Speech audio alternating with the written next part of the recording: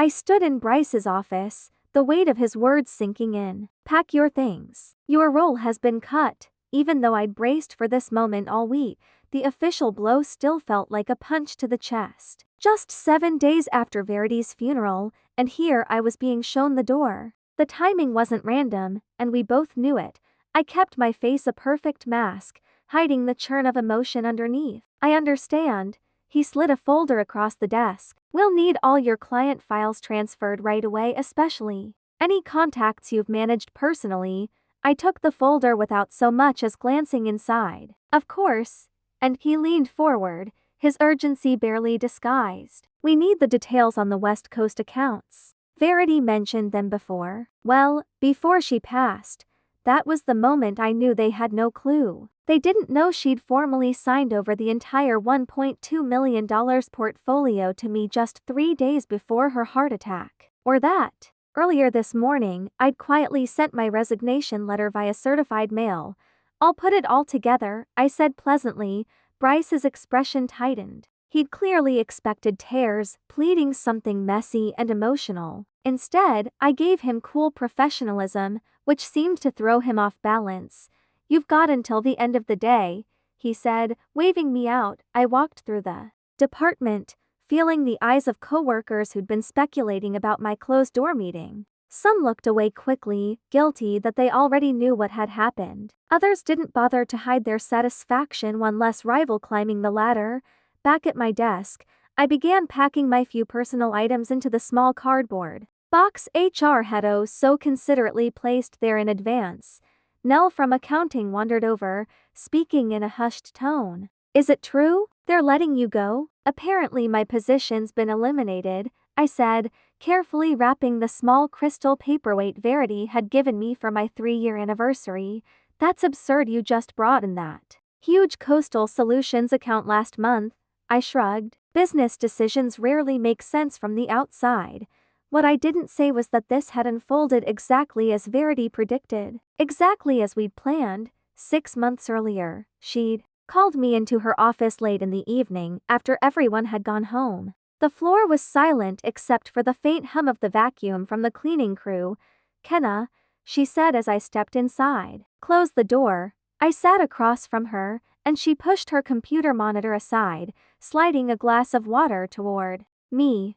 I've watched you outperform everyone here for 3 years, she began, her gaze sharp. And still, they pass you over for promotion. I took a sip of water, not trusting myself to speak. 5 years at this company, consistently bringing in more business than anyone else, and yet I stayed in place while less qualified men kept moving up. The executive team has a certain vision, she said carefully, and apparently, we don't fit it. What she didn't need to say we both understood. The all-male leadership protected their own through a web of favoritism. She had slammed against the glass ceiling so many times she'd stopped trying to break it. I'm dying, she said flatly. Cancer. 6 months, maybe less. I nearly choked, setting down the glass with a trembling hand. When I'm gone, they'll tear apart my client list like vultures. Unless, that's when she laid out her plan. She would start introducing me to her most valuable accounts, the West Coast portfolio, worth $1.2 million in annual contracts. On paper, it would look like ordinary support work. They keep their eyes on the big flashy accounts, she explained, not the smaller ones that add up to something bigger. So, we began working in plain sight. I met inventive entrepreneurs, niche manufacturers, and ambitious startups along the coast. Verity always introduced me as her right hand. Her clients trusted her completely, so, by extension, they trusted me. Inside the office, whispers started. Spending a lot of time with Verity, one colleague said loudly near the break room. Probably angling for that promotion, another snorted. Bryce began asking for oddly specific reports, digging for details on my client meetings. I gave him just enough to keep him satisfied, without revealing the truth. 2 weeks before she passed, Verity finalized the transfer paperwork, properly notarized and funded from her own account. They'll come after you once I'm gone, she warned. Be ready. The day she died, I cried real tears. She had been more than a mentor. But even in grief, I kept moving. The plan was already in play. At her funeral, the executives performed their grief like seasoned actors. Bryce put a hand on my shoulder, the touch unwelcome. Such a loss, he said. We'll need to talk about transitioning her accounts soon. I kept my head down. Whatever the company needs. That night, the CEO texted, meeting tomorrow. Bring full client list. I stayed up all night preparing 2 documents, 1 list with every account except the West Coast portfolio, and 1 resignation letter, effective immediately. In the morning meeting, the CEO frowned at the list. Where are the West Coast accounts? I'm not familiar with those, I said evenly. She handled them personally. His face hardened. Search her files. We need those clients. For a week, I pretended to search, while in reality, I met privately with my inherited clients. Each evening, Bryce demanded updates. Each morning, I told him I'd found nothing. Without those accounts, quarterly projections tanked. The leadership team huddled behind closed doors, and then today came the firing Bryce had been looking forward to. Now, placing the last of my belongings into the box, I felt Nell's hand on my arm. What will you do now? I smiled. I've got a few ideas. If you've been following this story and want to see where it goes, hit that like button and subscribe. Kenna's story is far from over, and trust me, you won't want to miss what happens next. Drop your thoughts in the comments. What should she do after being fired like this? My name is Kenna Ellis, and until today, I was a senior account manager at one of the most respected firms in the city. Not the flashiest role, but I made it count. I'm 32, single by choice, and stubborn in ways that tend to make people uneasy.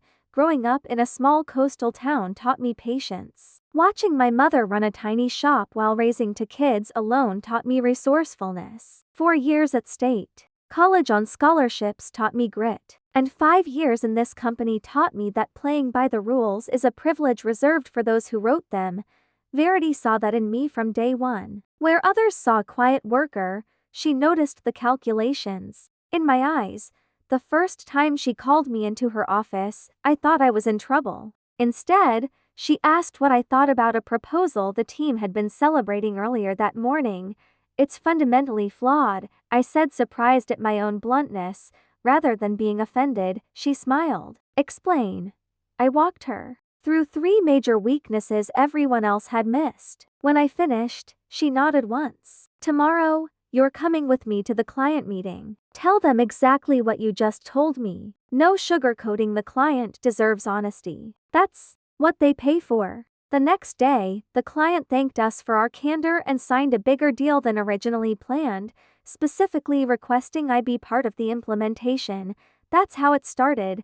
From there, Verity became my unspoken mentor, pushing me, trusting me with bigger responsibilities. When my portfolio revenue jumped 30% while others struggled, I thought recognition was inevitable. Instead, Bryce, whose results were mediocre at best, got promoted. You've got to play their game, a female colleague advised. Laugh at their jokes.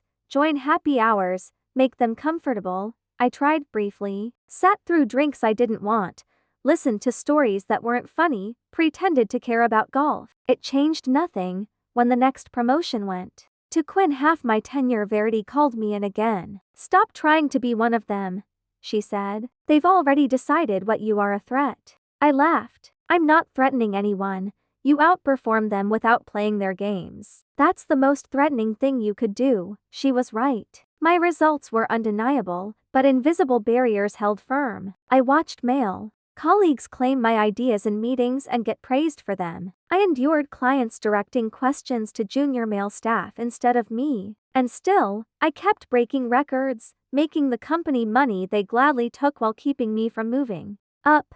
Verity knew the feeling. As the only female executive, she'd spent decades in the same fight. She'd earned respect but never acceptance. I saw her suggestions ignored until repeated by a man. I saw her excluded from the golf outings where decisions were made. Don't make my mistakes, she told me once. I waited for them to see my worth. She paused. Don't wait. I didn't know what the alternative looked like until the day she told me she was dying. Stage 4 pancreatic cancer. 6 months, maybe less. Why tell me? I asked. Because I need your help, she said. And because you deserve better than what they'll leave you with when I'm gone.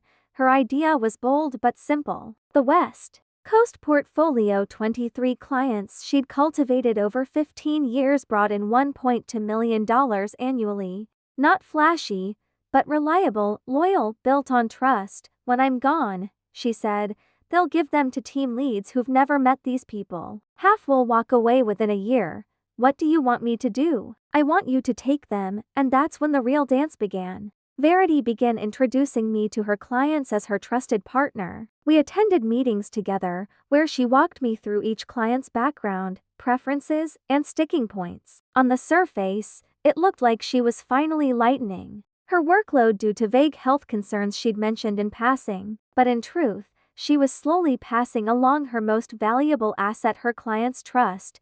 Sarah, who ran a small but thriving tech startup, warmed to me instantly. Verity never brings anyone else to our meetings. You must be someone special. Kenna notices things other people overlook. Verity replied without hesitation.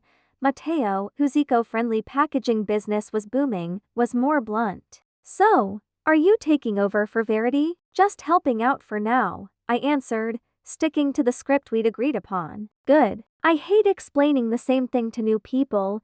By the end of the third month, I understood each client's operations nearly as well as Verity did. By month 4, some of them were calling me directly. By the 5th, we were ready to handle the legal side.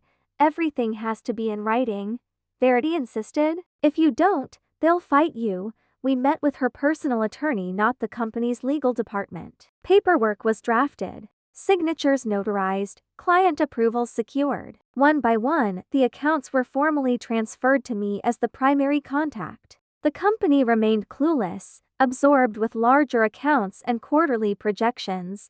When Verity started coming into the office less often, citing doctor's appointments, no one questioned why I was handling more client meetings. They assumed it was temporary. Only Bryce seemed suspicious, pressing me for increasingly detailed updates. The executive team needs visibility on these accounts, he insisted. I gave him surface-level summaries enough to look cooperative without revealing how deep my client relationships had grown.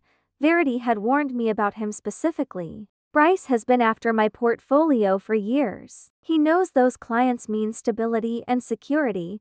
2 weeks before she died, Verity invited me to her home for the first time. I was surprised by how modest it was. Practical furnishings, nothing extravagant despite her executive salary. I live within my means, she said when she caught my look. Being financially independent gives you choices. Don't forget that. On the dining table lay the final set of documents, official transfers of the client relationships to me personally, not to the company, all properly executed. Is this even legal? I asked, stunned at the thoroughness. Completely. I'm transferring relationships I built myself, not company property. That difference matters. She pushed the papers toward me. Keep these somewhere secure away from home and the office. That afternoon, I rented a safety deposit box. They'll come after you when I'm gone, she said, her voice weaker than I'd ever heard. Be ready. 3 days later, her assistant called me in tears. Verity had died in her sleep from a heart attack. The company's reaction was swift. A tasteful email to staff, a donation to cancer research in her name, a quick meeting where the CEO praised her work before pivoting to moving forward and maintaining client relationships through the transition. At the funeral, I stood apart, watching colleagues put on their performances of grief. The CEO's eulogy somehow made it sound as if Verity's achievements were the company's property. Bryce approached me afterward, his expression polite but his eyes cold. Such a loss, he said. We'll need to discuss transitioning her accounts soon. I lowered my eyes. Whatever the company needs. That evening, the CEO texted, demanding a full client list. The next morning, I handed over an incomplete version minus all 23 West Coast accounts. Where are the West Coast accounts? He asked, frowning. I'm not familiar with those. I lied smoothly. She handled them herself. His jaw tightened. Search her files. We need those clients. Over the next week, I conducted a thorough search of her office, finding nothing because there was nothing left to find. Verity had been meticulous about removing any record of those clients. Meanwhile, I spent my lunches and evenings meeting with my new clients, reassuring them during the transition. Every one of them expressed sadness over Verity's passing, and most added how relieved they were that I'd still be their contact. Continuity is everything in business, Matteo told me over coffee. If they'd assigned me to someone new, I would have walked. Each day, Bryce grew more frustrated. Without those accounts, the quarterly forecast looked grim. Closed-door executive meetings became more frequent, always ending in hushed conversations that stopped the moment I walked by. Then came my termination meeting, the inevitable conclusion to both their frustration and my planning. As I carried my box toward the elevator, Bryce stopped me. "Before you go," he said, voice low, "where are the West Coast files? This isn't personal, it's business. The company needs those accounts." I set down my box and met his gaze. "I have no idea what you're talking about. Don't play games, Kenna. Those clients bring in over $1 million a year. They belong to this company." I picked up my box again. "Actually, they belong to whoever chooses to work with them." His face darkened. "Is that a threat?" "Just a fact," I said, stepping into the elevator. As the doors closed on his furious expression, I allowed myself the smallest smile. They thought this was the end of my story. It was only the beginning. The next morning, I woke before my alarm. The silence of not having to rush to the office felt strange but comforting. For the first time in 5 years, I was unemployed, at least on paper. In reality, I was freer than I'd been in years. I took my coffee to the balcony and watched the city come alive. My phone buzzed with concerned messages from the handful of co-workers I'd stayed friendly with. Nell had already texted 3 times, each more worried than the last. I replied simply, "I'm fine." Better than fine. The truth was, I'd been preparing for this moment for months. The night before Verity's funeral, I'd opened a business checking account. 2 days later, I filed the paperwork for my new LLC. 3 weeks after that, I signed a lease for a small waterfront office walking distance from 5 of my clients. All of it had been done quietly, following Verity's guidance. "Don't rush," she'd told me. "Let them show you who they really are first." And they had loudly. When my phone rang from an unknown number, I hesitated before answering. "Kenna Ellis speaking." "Miss Ellis, this is Gavin Stewart, Chief Legal Counsel for I Know Who You Are." "Gavin," I cut in. We'd met at several company events, though he'd never remembered my name. "Yes. Well," he cleared his throat, "there appears to be some confusion regarding certain client relationships formerly managed by Verity Winters. The company would like to meet to clarify." "There's no confusion on my end," I said, sipping my coffee. "Perhaps I'm not being clear. These client relationships belong to the company. Any attempt to redirect them would be theft of proprietary business assets." I'd been expecting this. Verity had warned me. "I won't discuss this without my attorney present," I said calmly, giving him the contact information for Lori Chan, the lawyer Verity had connected me with. "This can be resolved amicably," Gavin said, his tone softening. "The company is willing to offer a consulting role to help transition these accounts." "Goodbye, Gavin." I hung up and blocked his number. 20 minutes later, the CEO called. I let it go to voicemail. His message was clipped. "Kenna, this is serious. Call me back immediately." Instead, I texted Matteo, "Still on for a?" He replied within seconds, "Absolutely." Bringing the new product samples, I dressed with care in the charcoal suit Verity had once complimented. "Power isn't about blending in," she'd told me. "It's about holding your ground." The office I'd rented wasn't fully set up yet, just a desk, 2 chairs, and a small conference table, but the harbor view made up for the bare space. Matteo arrived at exactly 10, box of prototypes in hand. "Nice place," he said, glancing around. "A bit empty though. For now." I smiled. "Starting small." He set his samples down. "Got a call from your old company this morning. Some guy named Bryce." My pulse spiked. "What did he want?" "To schedule an urgent meeting about our account. Said there'd been a restructuring and he'd be taking over." "And what did you tell him?" "That we're happy with our current arrangement." "And then?" he said. There must be some misunderstanding that all client contracts are with the company, not individuals. I told him to check his paperwork. I smiled, feeling the quiet satisfaction of validation. And he got very quiet, then said he'd get back to me. By noon, I'd booked 5 more client meetings for the next day. By 3:07, others had emailed saying they'd received similar calls from company execs. At T4, Lori called. They're threatening legal action, breach of contract, client poaching, trade secret theft. Exactly what Verity predicted, I replied. Yes, and exactly what we prepared for. I've reviewed everything again. The transfers were legitimate, with full client consent. You never signed a non-compete, and no trade secrets are involved. All client data was either public or provided by the clients themselves. So we're in the clear? Absolutely. But they don't know that they're bluffing, hoping you'll fold. What's next? Let them posture. I've requested all relevant documents from their legal team. That'll buy us time. While they search for paperwork that doesn't exist, after the call, I stood by the window, looking over the harbor. Verity had loved this view when we toured the space together weeks before she died. She'd stood here and said, when they realize what's happening, they'll try to scare you. When that fails, they'll try to buy you. And when that fails, she turned to me, her face gaunt but eyes fierce. That's when they'll show you who they really are. My phone buzzed with a text from an unfamiliar number. Kenna, it's Quinn. Can we talk? Not company business, just talk. Quinn, the one who'd gotten the promotion I deserved. We'd never been close, but he'd always been less calculating than the others. I hesitated before typing.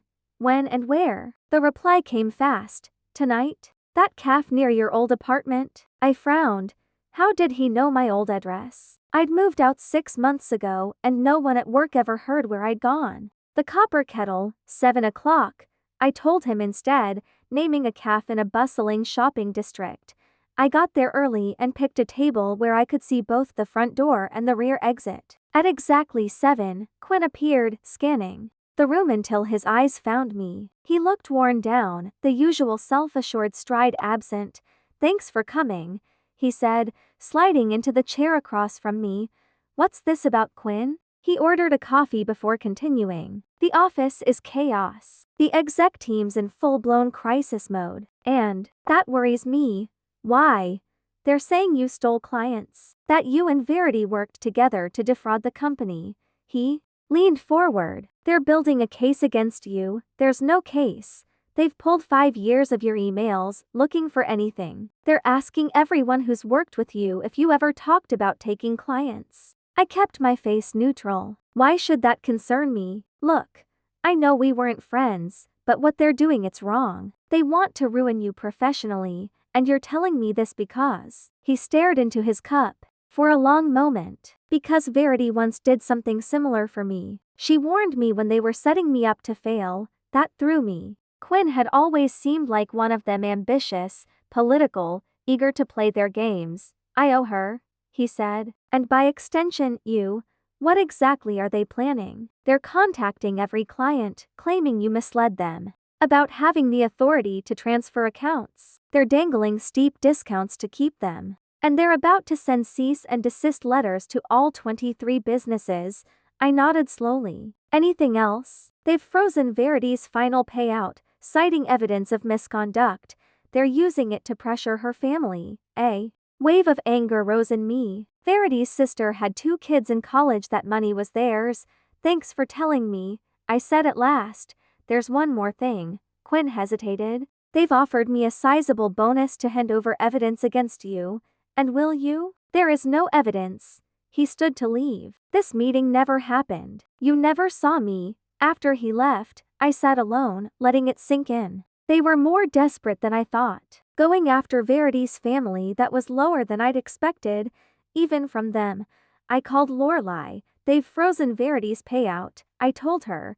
I just heard from her sister's attorney. Lorelai confirmed. They're alleging a breach of fiduciary duty. Can they do that? They can try. It won't stick, but it could keep the money tied up for months. That's what they want. Her sister needs it now. I know. I'm on it. I hung up and went home, my thoughts racing. This wasn't just about me anymore. They were punishing Verity's family to get to me. The knowledge sat heavy in my gut. The next morning, the CEO emailed me directly, asking for a private meeting. To resolve our differences amicably, I forwarded it to Lorelai without replying. Her response came fast. They're desperate. The legal threats aren't working. Now they're trying diplomacy. Stick to the plan. Verity's plan. Now mine. A step-by-step strategy designed to give me maximum leverage when the time came. We were still early in it, but the company was reacting. Exactly as she predicted. By week's end, all 23 clients had confirmed they were staying with me. My phone was blocked from the company's lines, and Lorelai handled every legal exchange. The initial panic was gone, replaced by steady resolve. My days were spent with clients, setting up operations, building the foundation of my new business. Evenings were for strategy. I was sleeping better than I had in years. Then the first real snag hit. Sarah called Friday afternoon, her voice tense. Kenna, we have a problem. Your old company is telling our investors that our contract transfer was invalid. They say it could jeopardize our entire funding round. My grip tightened on the phone. That's a lie. I know. But our lead investors rattled. They might pull out unless this is cleared up. Her startup had just secured crucial second-round funding. Losing it would be devastating. Give me your investors' contact details, I said. I'll have Lorelai call them directly. There's more, Sarah added. They've offered to cut our fees by 40% if we come back. That was dangerous. If Sarah left, others might follow. I understand, I said carefully. We don't want to leave. She added quickly. You and Verity have been there since day one. We trust you. I'll see what I can do, I promised. After hanging up, I paced my small office. They were targeting the most vulnerable startups with tight budgets and investor pressure. I called Lorelai. They're playing hardball, she said. But so can we. How? I can't match 40% off. I don't have their resources. No, she said, and I could hear her smile. But you have something they don't. Verity's contingency plan. The next morning, I invited Sarah in. When she arrived, Lorelai was already there with a tall, silver-haired man I'd never met. Sarah, this is Ambrose Tanner, I said. Verity's former mentor and founder of her first investment group. Sarah's eyes widened. Ambrose was a legend in the startup world. Miss DeSwanee, he said warmly. Verity spoke highly of your innovation, Mr. Tanner, she stammered. I didn't know you were involved with Kenna's company. I wasn't until yesterday, he said, glancing at me. But Verity asked me to watch for certain situations after she passed. Yours qualifies. Over the next hour, Ambrose outlined a partnership that would solve her investor problem and potentially speed up her company's growth. After Sarah left, I turned to him. Verity never told me she'd spoken to you. She kept her cards close. Shortly before she died, she told me her plans for you and asked me to step in if necessary. And you agreed just like that? Verity saved my company 20 years ago when everyone else counted me out, he said. I owed her. And frankly, I've been watching those executives mishandle talent for years. Time someone taught them a lesson. In the next 2 weeks, similar situations arose. Whenever my old company tried to lure clients back with discounts or pressure, I didn't just hold the line, I strengthened the relationships. For its custom furniture firm, I connected them to 3 new retail partners. For Lark's skincare line, I arranged a feature in a major lifestyle magazine. Each move was tailored and personal, something my former employer couldn't match.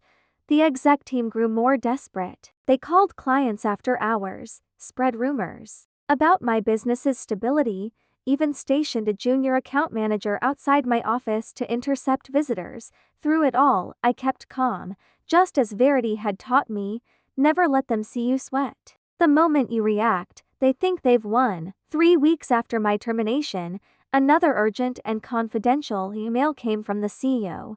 This has gone far enough. We'll make you a partner with full executive privileges if you return the West Coast accounts. Offer expires in 48 hours.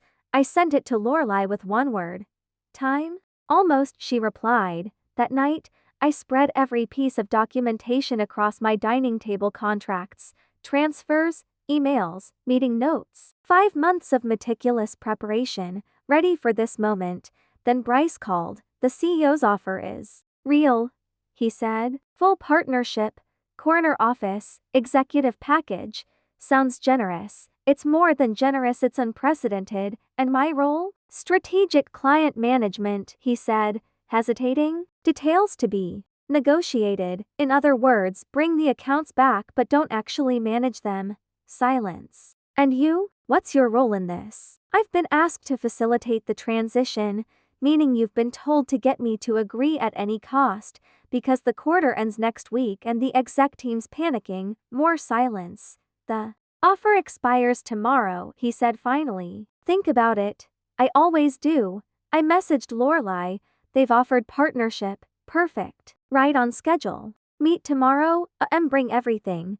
The next morning, I arrived with a briefcase full of files. Lorelai was waiting with a stern woman she introduced as Diane from the Financial Crimes Unit.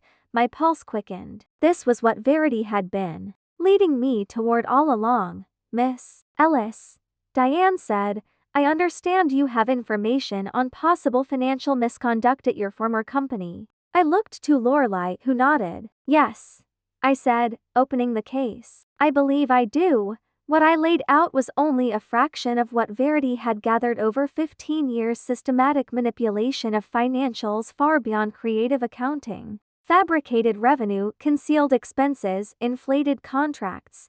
Verity found this 3 years ago, I explained. She documented everything, tried to report it internally first, then quietly to a board member. 2 weeks later, her budget was slashed and 3 of her staff were fired. She told you all this? Diane asked.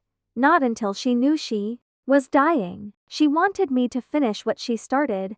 The client transfers, Lorelai added, were also about shielding them from what's coming, and what is coming. I slid over the final report, a detailed analysis showing the company had overcharged clients while delivering less, hidden behind legal fine print. When this goes public, I said, their reputation will be in ruins. Verity wanted the clients safe first. Diane gathered the papers. This will take time to confirm. Of course, I said. Verity planned for that. After Diane left, Lorelai smiled. You've done exactly what Verity hoped, kept your composure, followed the plan, delivered the final piece. So what now? Now we wait. Not for long. I walked out feeling lighter. The last part of Verity's plan was in motion.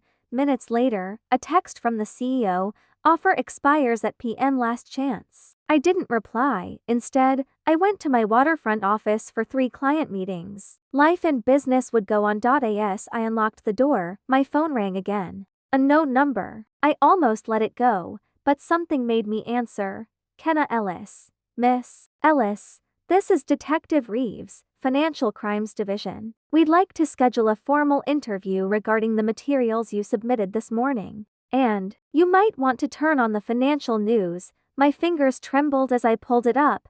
Breaking. Securities investigation launched against major consulting firm amid fraud allegations. The article mentioned whistleblower documentation and systemic financial abuse. The stock had already dropped 8% in pre-market trading. My phone lit up with client confirmations, messages from Nell, and one last text from the CEO.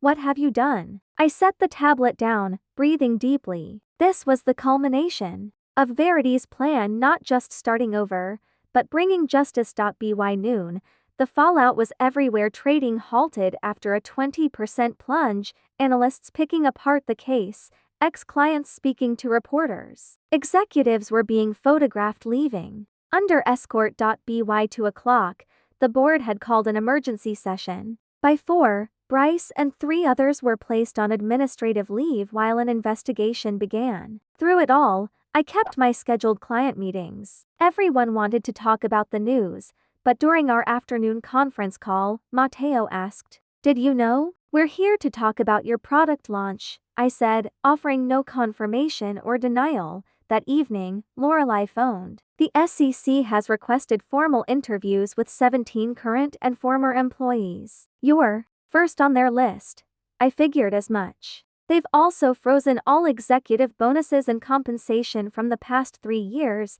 I thought of Verity's sister and her college-aged kids. What about death benefits? Will her family lose those too? No, Lorelai assured me. Her final payout is being processed separately under special circumstances. No one wants to be seen punishing a deceased whistleblower's family right now. I felt a small wave of relief. Good, that's what matters.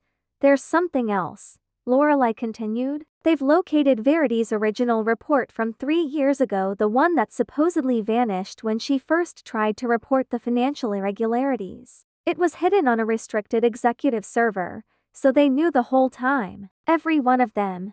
Yes, the entire executive team. I thanked her and ended the call, walking to the apartment window as the city lights blinked on at dusk. Everything was happening just as Verity had intended. The company that had sidelined us was now facing the consequences. My phone buzzed with another message. Quinn here. They're looking for scapegoats. Bryce is saying you and Verity made everything up. Not a shock. Let him talk. The evidence speaks for itself. They've asked for a statement about your work ethic. And you? I'll tell the truth that you were the most ethical person in the building. I set my phone down, unexpectedly moved. Maybe not everyone from my past life was an enemy.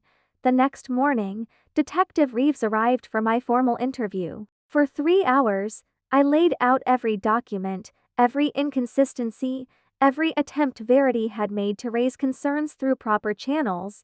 She kept meticulous records, Reeves said, studying a spreadsheet that compared reported billings to actual services. Verity believed in accountability, I replied. She always said integrity isn't what you do when people are watching, it's what you do when no one is. After she left, I sat alone, caught between vindication and grief. Verity should have been here to see this. She'd orchestrated it all, yet wouldn't witness the outcome. The phone rang, an unfamiliar number from her hometown. Kenna, this is Iris, Verity's sister. Iris, how are you? I just got word Verity's benefits are being released, all of them. The company's lawyers suddenly became very cooperative. I'm glad to hear it. There's more. Her tone softened. Verity left a letter for you with my attorney, to be delivered 1 month after. Everything. I can mail it, or bring it to you. Come in person, I said quickly. 2 days later, I sat in Iris's modest living room, holding an envelope in Verity's unmistakable handwriting. She stepped out to tend the garden, giving me privacy. The letter was dated 1 week before her death. Kenna, if you're reading this, then everything has gone according to plan. The company is under investigation, the clients are safe with you, and my family's financial security is intact. What you don't know is why I chose you. It wasn't just your skill or integrity, though both are exceptional. 3 years ago, when I first discovered the irregularities, you were the only one who noticed something was wrong. Not just with the company, but with me. You asked if I was okay when no one else looked past my FOD. You offered help without even knowing what you were offering. That's when I knew you were different. The company will try to portray me as bitter, as a disgruntled employee who orchestrated its downfall. Maybe there's some truth in that. But my real goal was justice for me, for you, and for everyone whose career was stifled by corruption. The portfolio I left you is more than clients, it's opportunity. Build something better than what we came from. Create the workplace we always deserved. One last thing. In the safety deposit box with our records, you'll find a key to a storage unit. Inside is everything you need to fully grasp the scope of what we uncovered. Use it with care and confidence. Verity folded the letter, eyes stinging. Even now, months later, she was still guiding me.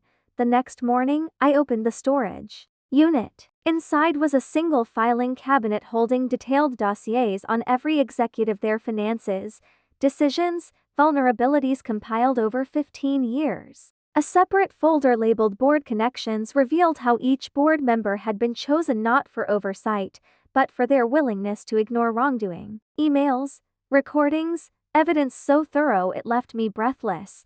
I called Lorelai and Detective Reeves immediately. This wasn't just about bad accounting, it was deep-rooted corruption. Within days, the investigation widened. The board chair resigned. 3 more executives were suspended. Stock prices kept falling. Meanwhile, my business kept growing. Clients who had trusted Verity now trusted me. Word spread about a consulting firm built on ethics and client success. 6 months after being fired, I leased a bigger office in the same waterfront building. We had 5 employees now, including Nell, who had quit our old company the day after the news broke. On moving day, a package arrived, a framed photo of Verity on the beach near her hometown, staring toward the horizon with determination. Iris's note read, "She'd want this in your new office." I hung it in the reception area with a plaque. Beneath, "Success isn't climbing their ladder, it's building your own."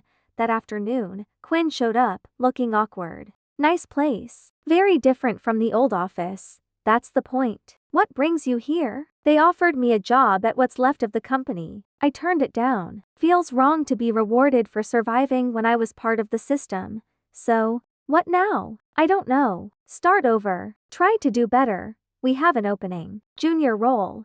Less pay than you're used to but honest work." His eyes widened. "You'd hire me after everything?" Verity believed in second chances. "And you did warn me when you didn't have to."